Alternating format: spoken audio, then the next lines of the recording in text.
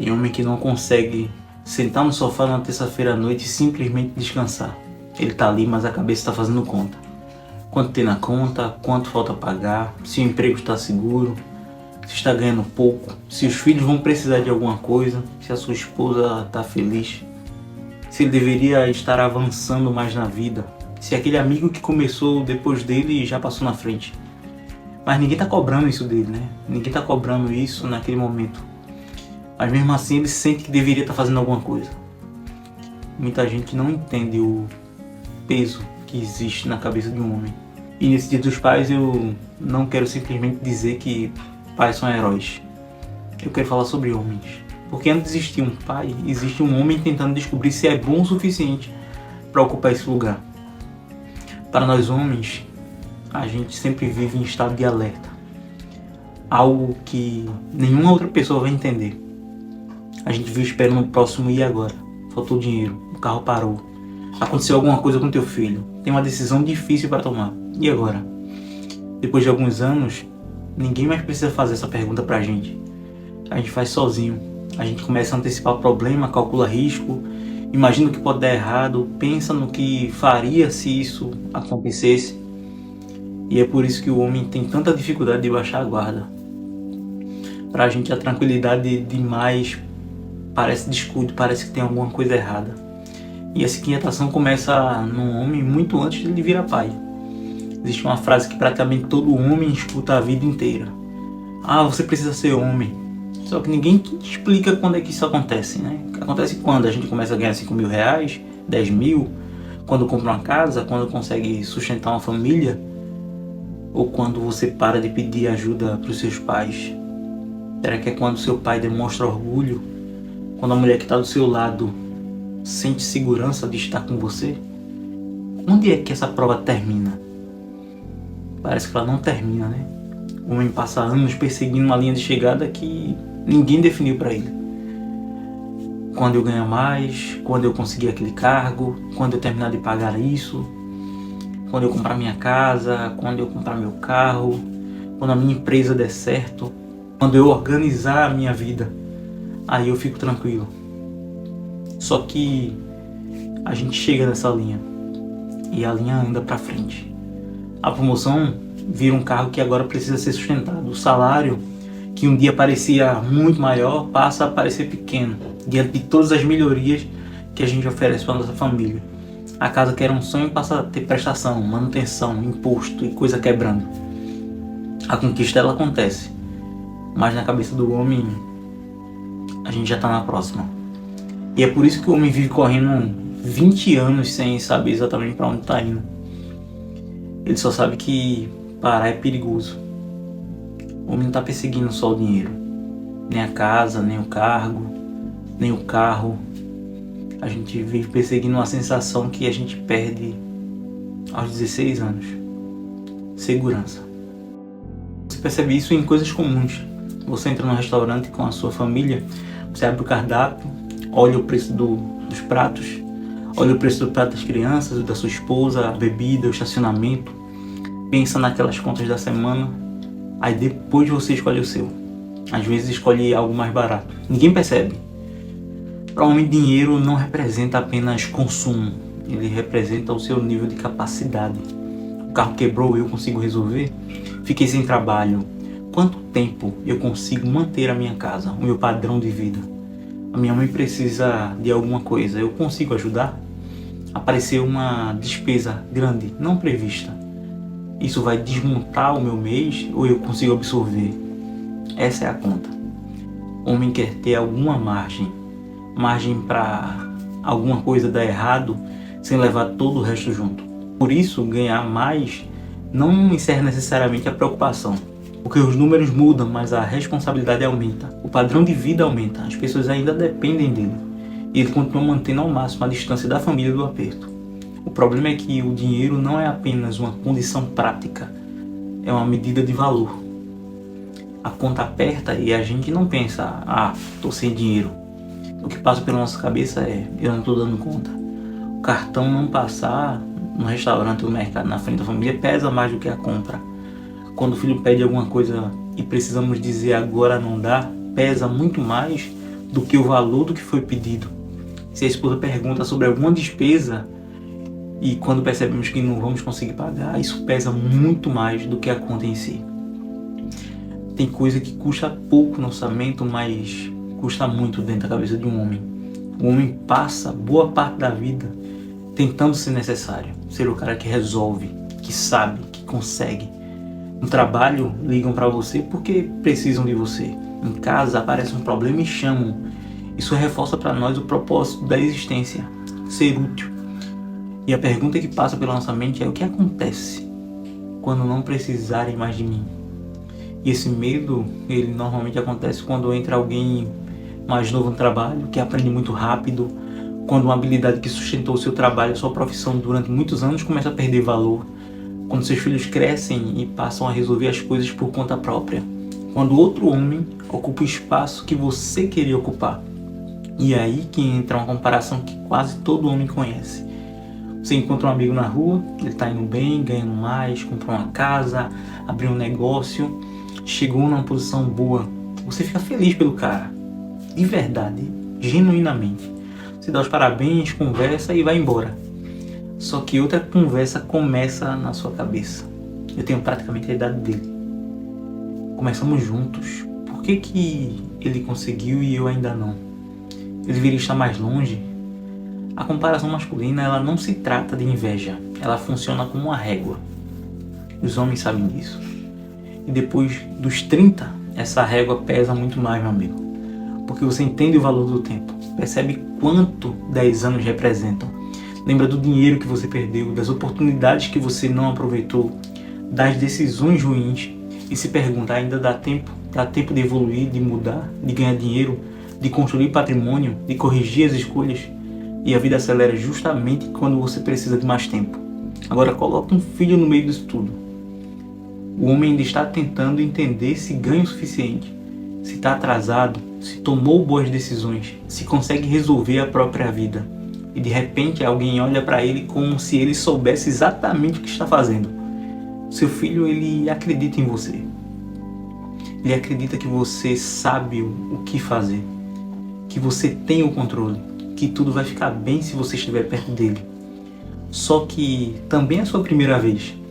É a primeira vez que seu filho tem 5, 10, 15 anos. Ele está aprendendo a ser filho, mas você também está aprendendo a ser pai. Ele olha para você esperando direção, segurança, proteção. E tem uma coisa muito forte nisso. Seu filho consegue confiar em você, mesmo quando você ainda está cheio de dúvidas sobre você mesmo. Ele olha e pensa: ah, meu pai resolve. E você olha a situação e pensa: eu preciso resolver. A paternidade, ela muda tudo, não é verdade? Muda o medo, muda o dinheiro, muda o risco, muda o tempo. E antes você poderia cometer qualquer erro, você ia pagar sozinho. Agora existe uma casa, escola, comida, roupa, remédio. Uma criança que depende das suas decisões. E ela vai viver com todas as consequências delas. E é nesse ponto que existe uma cena que quase todo pai conhece. Chega em casa, o seu filho está dormindo, tranquilo, mas a sua cabeça não para de processar. Eu tenho sido presente, eu estou trabalhando demais, eu estou ganhando o suficiente, estou educando direito. Seu filho, sua filha dorme enquanto você faz conta. A paternidade, ela cria uma ironia cruel. Você quer dar uma vida melhor para os seus filhos, então trabalha mais, aceita mais responsabilidade, tenta crescer, quer ganhar mais, quer garantir a escola, a casa, a segurança, algum patrimônio para que eles não passem pela mesma situação que você passou na sua infância. E sem perceber, você já não tem nenhum tempo com eles. Ah, aí você pensa: é só uma fase. Quando esse projeto terminar, eu vou dar mais tempo com meus filhos. Quando for promovido, quando a empresa melhorar, quando eu terminar de pagar isso, depois eu diminuo o ritmo. O problema é que seu filho não espera. Ele cresce, segunda, quarta, sábado. Enquanto você corre atrás, ele continua crescendo. A gente calcula precisamente 5 anos de financiamento. Mas a gente nunca calcula quantos sábados existem entre os 6 e 12 anos de idade. E isso não é um discurso contra o trabalho, tá? O dinheiro é importante, o conforto importa, a segurança importa. O erro é transformar aquilo que deveria servir a família em algo que consome a própria família. Porque o dinheiro ele vai e volta. O patrimônio ele pode ser reconstruído. A gente pode mudar de emprego, a carreira pode recomeçar. Já a infância do seu filho, não. Essa parte não dá para recomeçar. E tem uma descoberta que a gente homem faz que é muito cruel. Ser necessário não é a mesma coisa de ser amado. Você pode ser necessário porque paga, porque dirige, porque resolve, porque conserta, porque você conhece alguém, porque sabe fazer, porque sustenta uma estrutura. Mas uma família não pode procurar um homem apenas quando precisa dele ou do que ele oferece. Assim como também um homem não pode achar que oferecer uma solução apenas substitui a presença. Tem homem que aprendeu a demonstrar amor fazendo. Ele compra, ele resolve, ele busca, ele leva, ele protege, ele paga, ele conserta. Só que quem está do outro lado também precisa sentir a pessoa, não apenas a função. E o homem precisa receber isso de volta, não uma medalha, bajulação, reconhecimento. Existe uma diferença enorme entre você fez a sua obrigação para eu vi o que você fez. O homem guarda a frase de reconhecimento, sabia? Principalmente quando vem da esposa, dos filhos, do pai. Eu confio em você, eu tenho orgulho de você. Obrigado por você estar aqui. Eu me lembro do que você fez por mim. Tem homem que nunca ouviu uma frase dessas na vida, mas basta cometer um pequeno erro que ouve com muita clareza onde falhou. O reconhecimento, ele chega com muito menos frequência. É por isso que reciprocidade importa. Eu quero que os homens que assistem esse canal sejam cada vez melhores. Homens responsáveis, que trabalham, que cumprem a palavra, que cuidam dos filhos, que controlam melhor o dinheiro, que não abandonam a família quando a situação aperta, que assumem as consequências das próprias escolhas, que tratam bem a mulher que escolheram, que sabem pedir desculpas, que não transformam a própria casa num lugar pesado, ruim, porque tiveram um dia ruim. Mas cobrança e reconhecimento, elas precisam existir juntos. Responsabilidade sem reconhecimento vira ressentimento. Reconhecimento sem responsabilidade vira acomodação. Não é uma competição para descobrir quem é que sofre mais. O homem precisa reconhecer a mulher que está do seu lado. A mulher precisa reconhecer o homem que está do seu lado. Os filhos, eles precisam aprender a reconhecer os pais. Os pais precisam enxergar os filhos. A família funciona quando as pessoas não se tratam apenas pelas funções que cumprem. Por isso eu não vou dizer que o pai é herói. O pai é um homem que erra, que tem medo, que se compara, que faz escolha ruim, que trabalha demais, perde oportunidades, se arrepende, tenta corrigir. Existe muita coisa sobre o pai que o filho só vai entender quando virar adulto, quando começar a trabalhar, quando perder dinheiro, quando alguém olhar para ele esperando uma solução, quando perceber que os próprios pais estão envelhecendo, quando tiver uma casa, quando tiver alguém que depende dele, quando tiver um filho. Um dia seu filho vai lembrar de situações da infância e pensar: ah, agora eu entendi. Vai entender porque você fazia tanta coisa, porque determinada despesa incomodava, porque você perguntava o preço das coisas, porque ficava preocupado com algumas decisões, porque insistia em certas coisas.